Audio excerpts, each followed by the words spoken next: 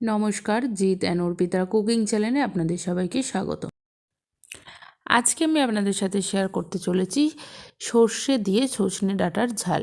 এটা কিন্তু বাঙালির অত্যন্ত একটা খুব জনপ্রিয় খাবার এবং গরম ভাতের সাথে খেতে কিন্তু দারুণ লাগে। আর সজনে ডাঁটা প্রায় সকলেরই খুব প্রিয় একটা জিনিস। তো চলুন কিভাবে এটা করব আপনাদের সাথে তো অবশ্যই শেয়ার করব। তো পুরো ভিডিওটা আপনারা দেখতে থাকুন, একদমই স্কিপ করবেন না। এবং এইটা একটা পুরোপুরি বাঙালি খাবার, তো আশা করছি আপনাদের ভিডিওটা ভালো লাগবে। তো এই রেসিপিটা করার জন্য আমি এখানে লম্বা লম্বা করে আলু কেটে নিয়েছি এবং ডাঁটাগুলোও খুব ভালোভাবে কেটে নিয়েছি। কেটে আলু আর ডাঁটা খুব ভালোভাবে ধুয়ে নিয়েছি।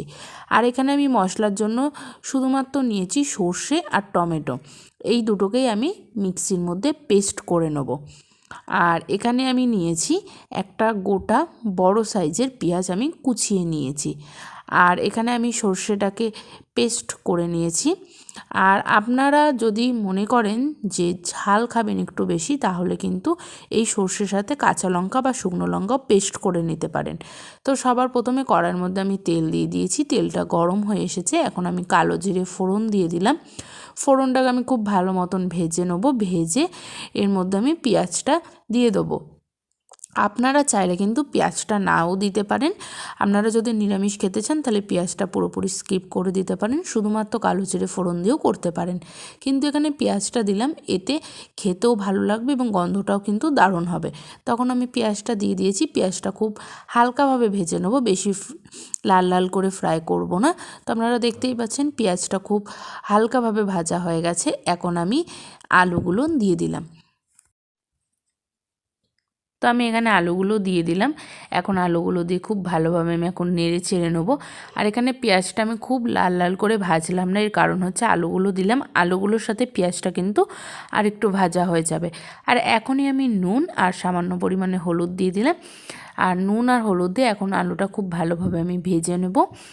আর মনে রাখবেন ভাজার মধ্যে কিন্তু আলুটা খুব ভালোভাবে একটু নরম করে নেবেন, তাহলে কিন্তু আলুটা পরে যখন সর্ষে দিয়ে কষাবেন তখন খুব ভালোভাবে কিন্তু আলুটা নরম হয়ে যাবে। তো অনেকটাই আলুটা নরম হয়ে গেছে। এখন আমি কেটে রাখা ডাঁটাগুলো দিয়ে দিলাম।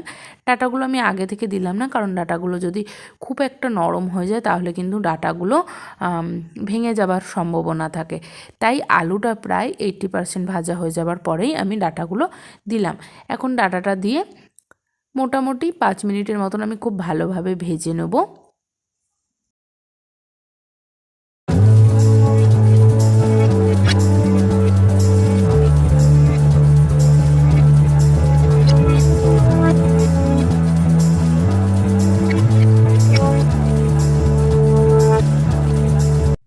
তো এখানে আলু আর ডাঁটাটা ভাজা হয়ে গেছে। এখন আমি সর্ষে টমেটো যে পেস্ট করে রেখেছিলাম সেই পেস্টটা দিয়ে দিলাম।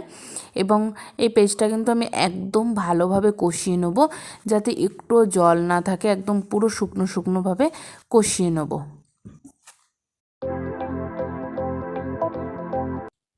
তো এখন আমি 2 চামচের মতন এখানে চিনি অ্যাড করলাম।